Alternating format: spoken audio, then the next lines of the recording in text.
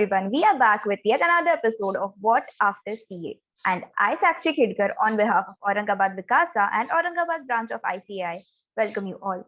Today's topic of discussion is startup consultancy, and we have CA Chirag Doshi sir with here us today. Welcome, sir. Thank you. So Thank you, you for inviting me. yes, sir. So you might remember Chirag sir from our forensic audit podcast. If you haven't seen that podcast yet, you are missing out on some great insights. So click on the link in the description below to watch that podcast. And now coming to our session, sir, you're specialized in forensic audit and startup consultancy. So as a student who is having a hard time juggling articleship and studies, I want to ask you, how do you manage to excel in both these fields? So my consultancy is also driven where I have forensic as a part of this consultancy also, Sakshi. So it's something a passion, a zeal which started few years back. Where I moved, I tried looking what happens outside India, and startups were in flow. So that's the time the idea crept in. Obviously, it's a seed sown. It takes its own time to develop. But obviously, you start your consultancy in the fields in which you have experience. You gained your knowledge out of it. You are known in the market for those areas, and that's where if you jump into your own startup consultancy, it's more easier to sail through that initial 2 years, which are the toughest time for a startup. Okay. So can you explain the scope of startup consultancy, sir? Oh, the scope is quite wide. So the scope of any startup actually starts with a problem. So there is a mass problem, and if your entity is a solution or your product is a solution to that, there are a very high chances of a success rate. Obviously, there are other factors who are backbone behind it, but scope of a startup consultancy is in various forays. If you're talking from a chartered accountant perspective, then this consultancy, you have a foray called virtual CFO these days, which could be a startup, one of the areas where people are looking at. HR support entities where people are looking at, that could be the scope of a startup consultancy. Some compliance support, which is again a mass problem today, could be a support.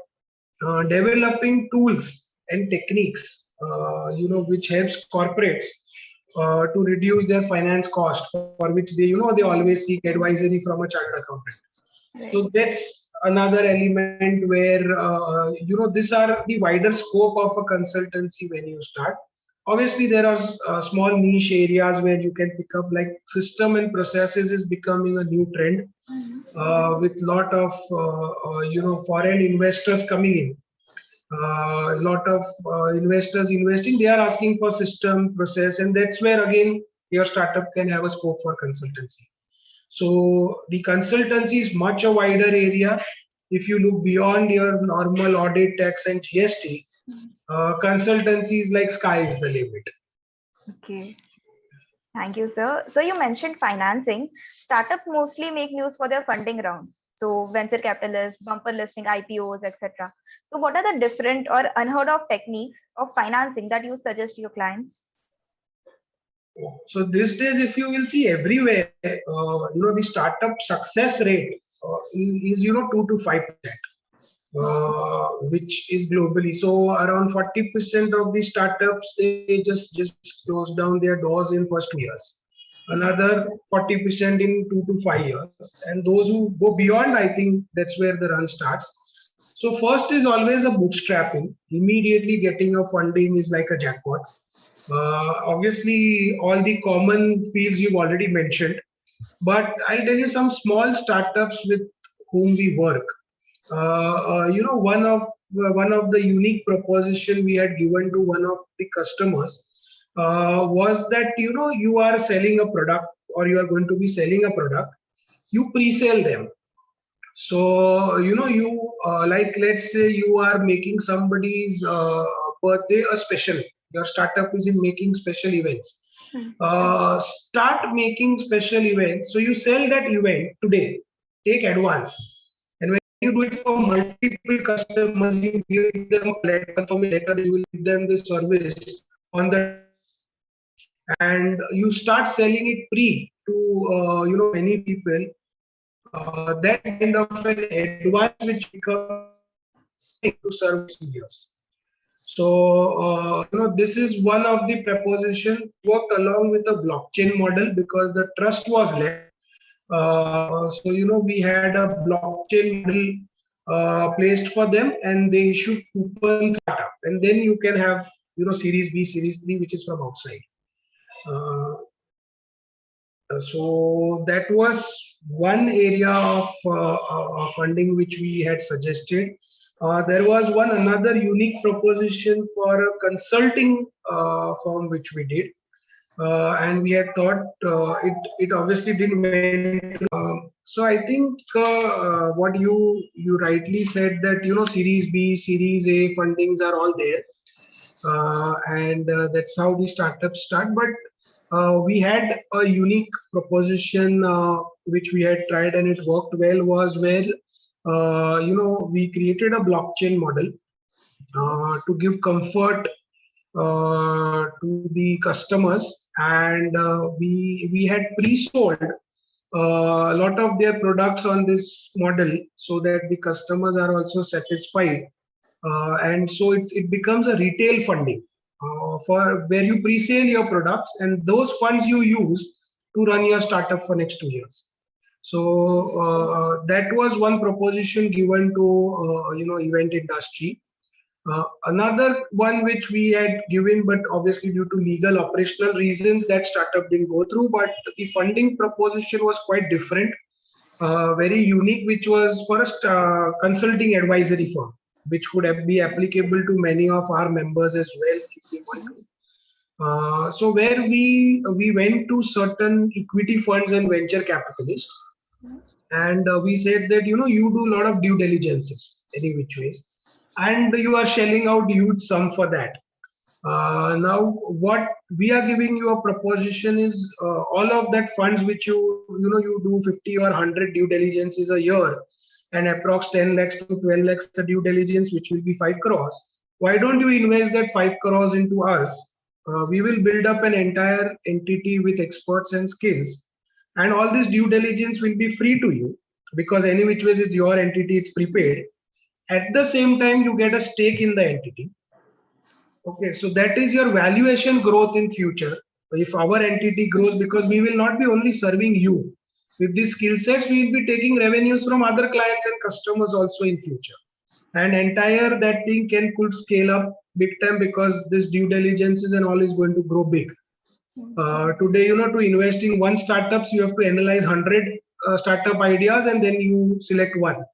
Right. So, all this we can do for you. We'll set up a team, and when we are doing for you, the chances of, the reports being more stronger are very high.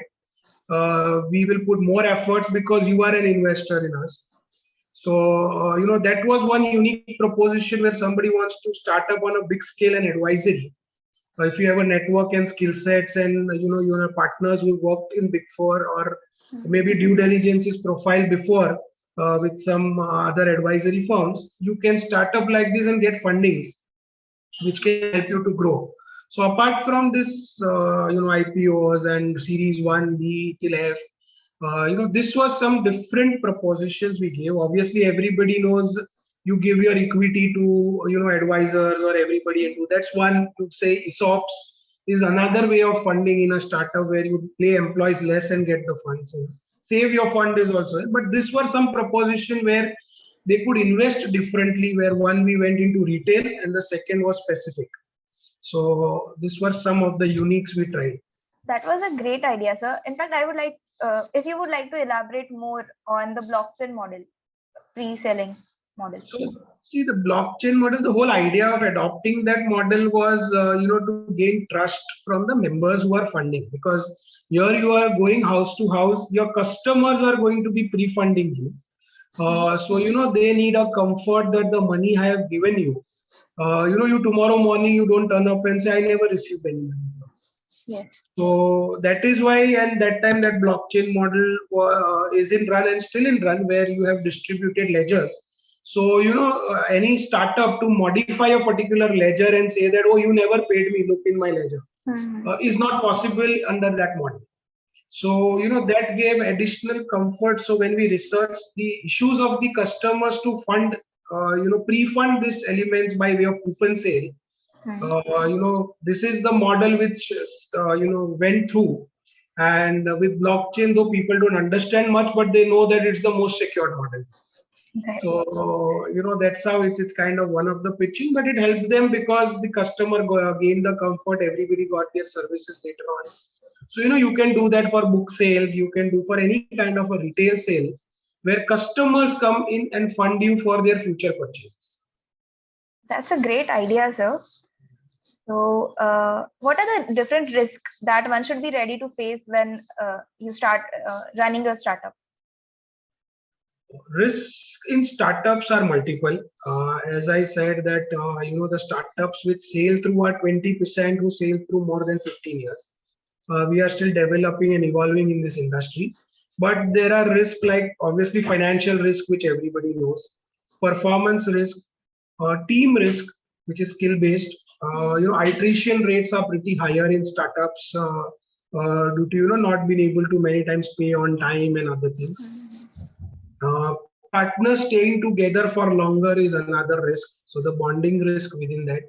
So these are some kind of team risk, financial risk, market risk, iteration risk in your employees, skill risk, because many times startups, go for freelancers. It's good to go for freelancers, but not for unskilled freelancers.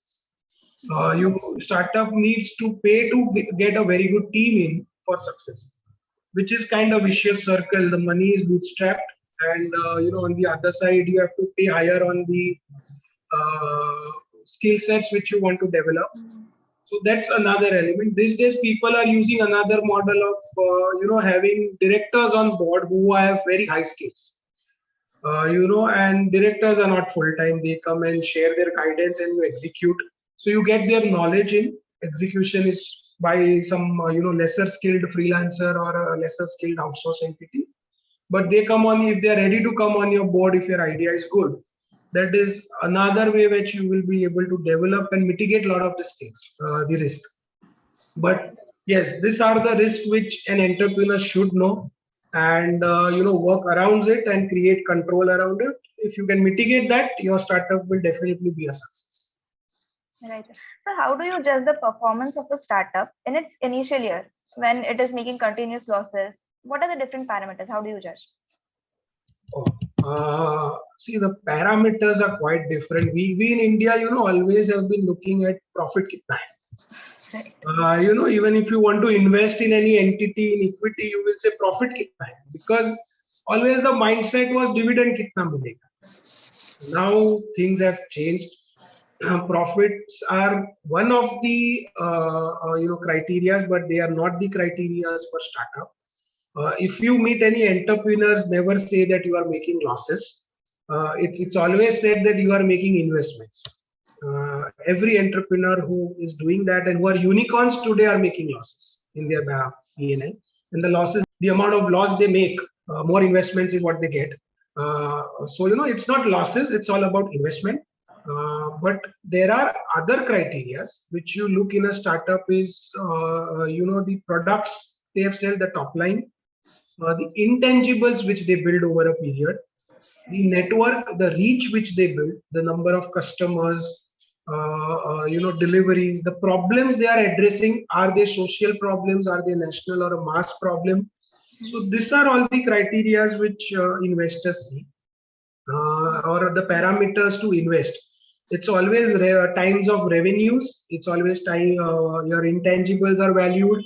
Your future growth prospect, if the investor invest, how big your entity could be, that are another parameters. Promoters, who are the promoters, are the key parameters. So nowhere in an investment profits are parameters in startups. So startups always takes time to break even. There are few lucky startups who break even in initial years, but otherwise unicorns are always about investments. your other element parameters should be big. Okay. Sir, is there any way that you can predict that this startup will break even in this much time? Nobody can predict that, but obviously, startups which are on small scale, which work for revenues and not for valuations, they do break even pretty fast. As we said that 90% of the startups close down, Right. so that means they're not even breaking. Whatever funds they have utilized. There maybe they couldn't have their idea sail through, or maybe their teamwork didn't went through, or their product didn't had a unique selling point. Could be various reasons, but they don't sail through. So break even is something again not a very big criteria unless you are having a startup where you want to earn only revenues out of it. But if you're talking about valuations, I don't know, break even is never a criteria I have seen in startups. It's all about how much you invest and how much investors are continuously investing in you. May it be Zomato's, may it be Tata 1mg, Farmizis, anybody which are in unicorns today. Initial is there, but break even generally is 3 years plus. Okay. So now the most important thing, money. Startups are often low on budget. So do you get your fees on time? See, that's a good question. I don't know whether you in these days get equivalent fees from big corporates also on time. So timing is not an issue if you are adding value. I think startups do pay on time because obviously they don't hire big scale budgeted people in advisory at least. They do outsource that. They have budgeted everything in. So when they budget, unless they have budgeted it, then it's going to be a failure. So they have budgeted your 2 years or 3 years outlay which is going to happen to you.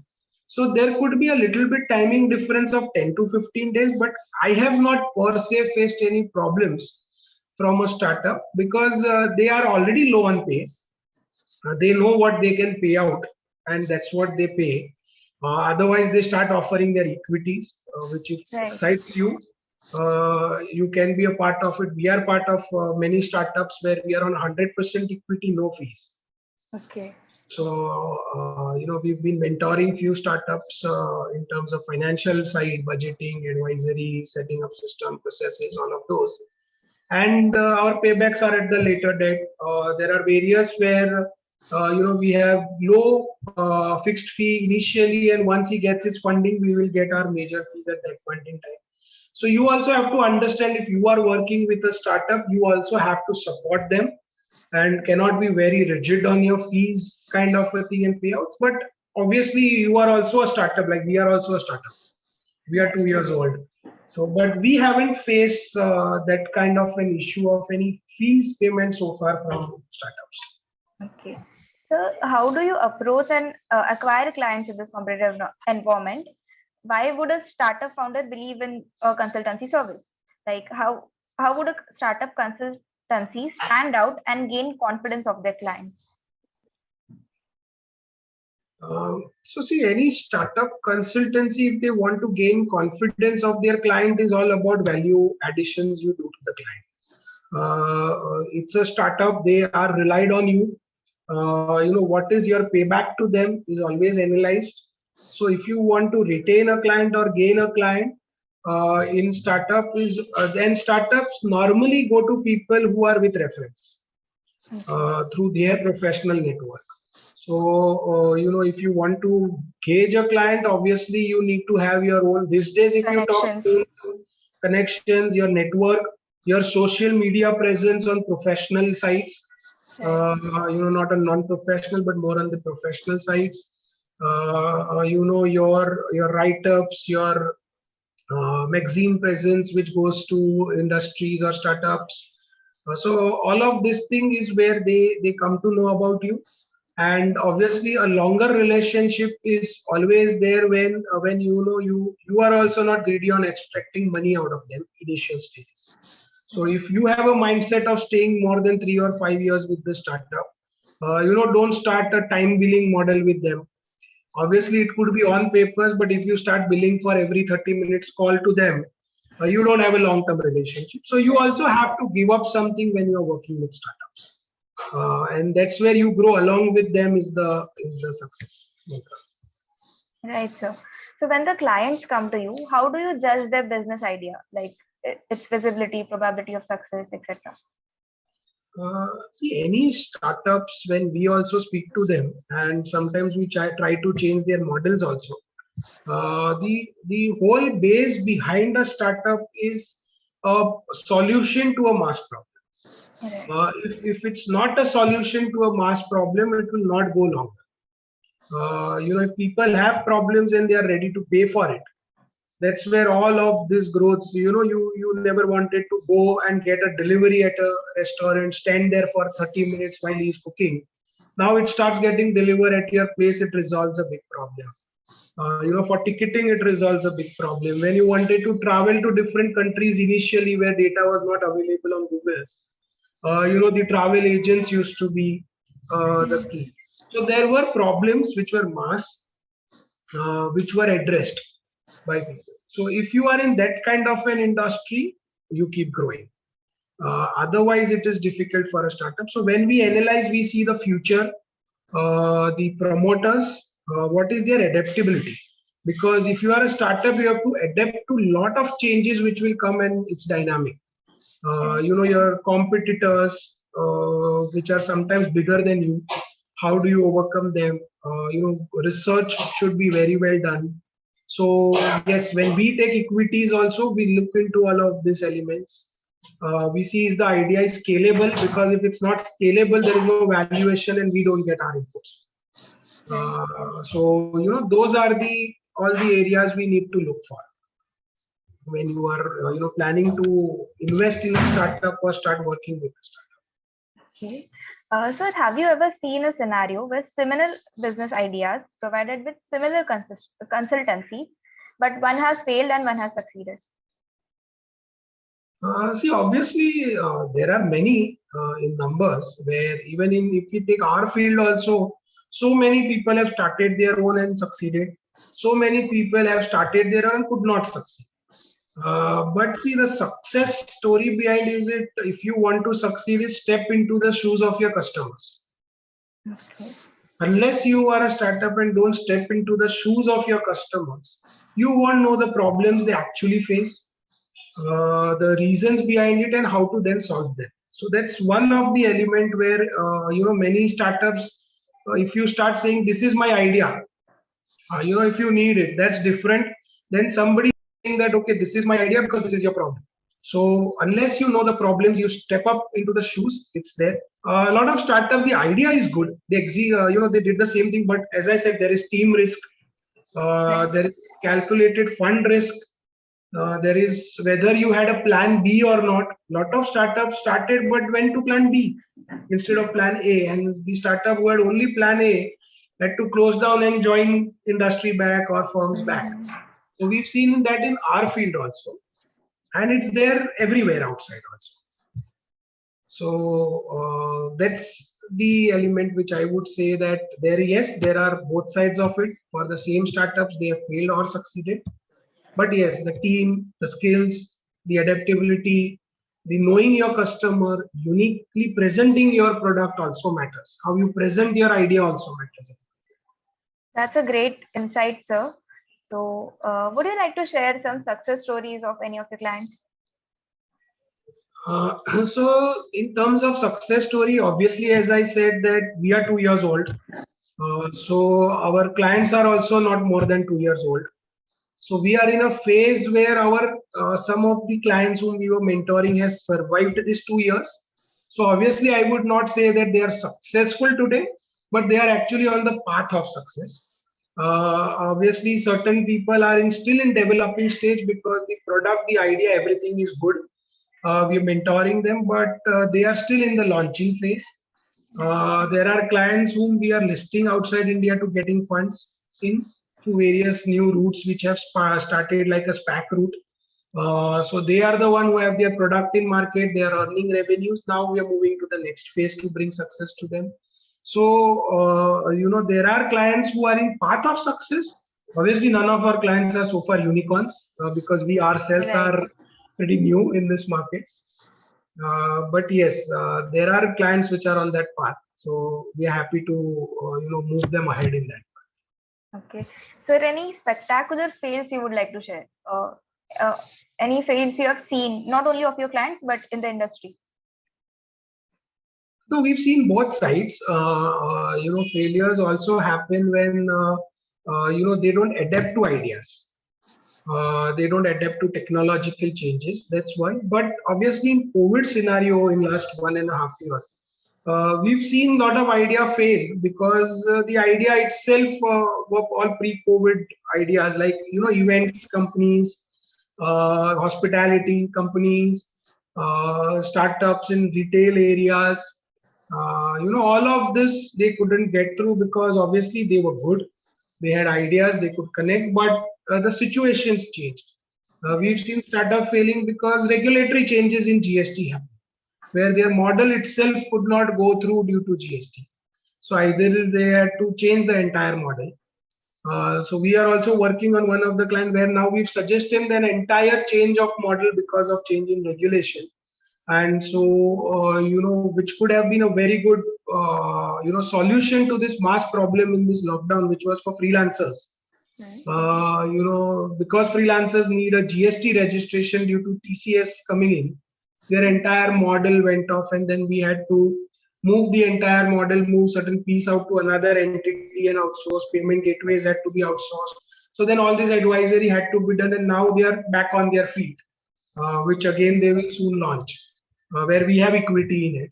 So there are failures, there are standing ups also back, but yes, due to COVID, we've seen failures. There are failures we've seen if other entities, if you will talk, we've seen failures where very closely where people went for a model of retail chain shops, which did not work, and when they went online with it, they are unicorns today.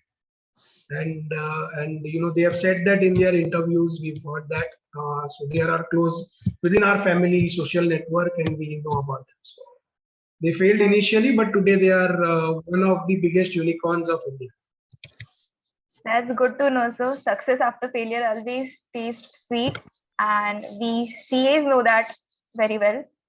So, any myths about your field that you would like to bust? The startup consultancy. Yeah. I think, see, the myth is obviously many times, the fear is more than the myth.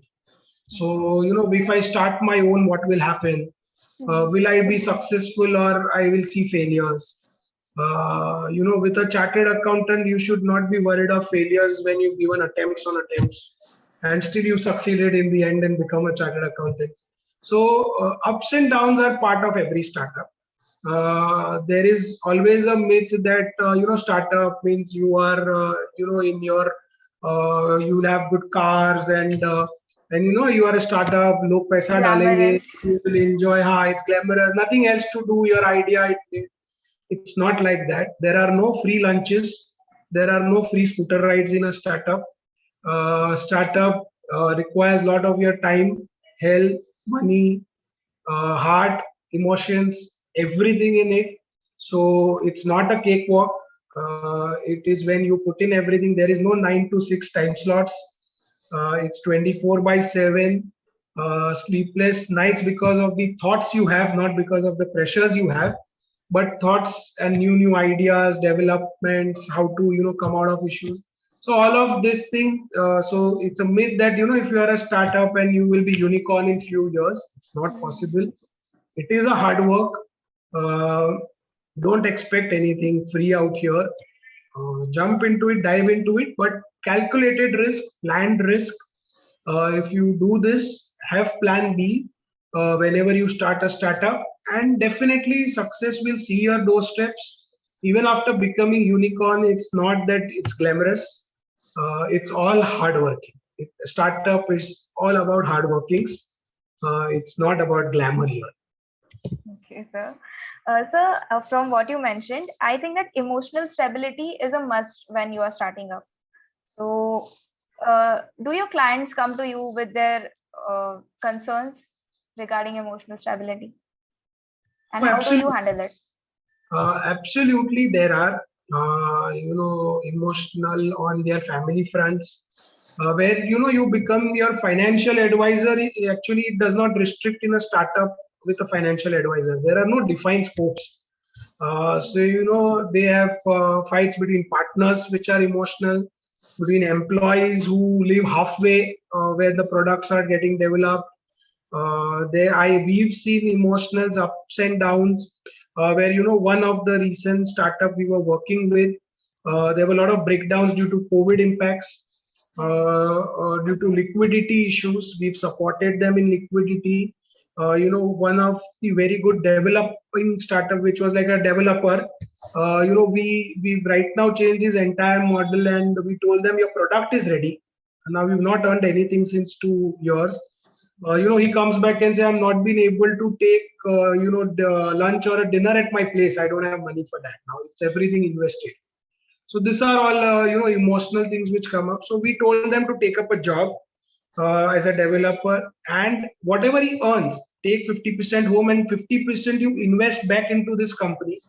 Hire two smaller developers whom you can guide with that fund, and I think he's back on his feet. We had our product which was half with him. He's completed that product because he could earn from his job, and now soon he will move back to his profession. But meanwhile, he had to take that diversion. But when he shared everything emotionally, we could give him that way out also. Uh, So, Good to know, sir. Good to know. So, what advice would you like to give to young students and members? who wants to start in this kind of a startup? Yes, the penetration is pretty low for chartered accountants in this field. We've been always seeing traditional practice, which I also have done since last 10 years, and before that with Big Fours and all. But yeah, build your network. Network is most important if you jump into this. Mm. Have good mentors. Don't feel shy to share, as you said, your emotions, your financial backgrounds, your ideas. Keep popping up your ideas. You never know, one small idea can turn around things. So never stop your thinking. I will give a simple thought process. When I was discussing one of the projects internally in our house with my better half, and my 6-year-old 5-year-old daughter at that point of time was also sitting just playing around, but we were talking about an idea for something for kids.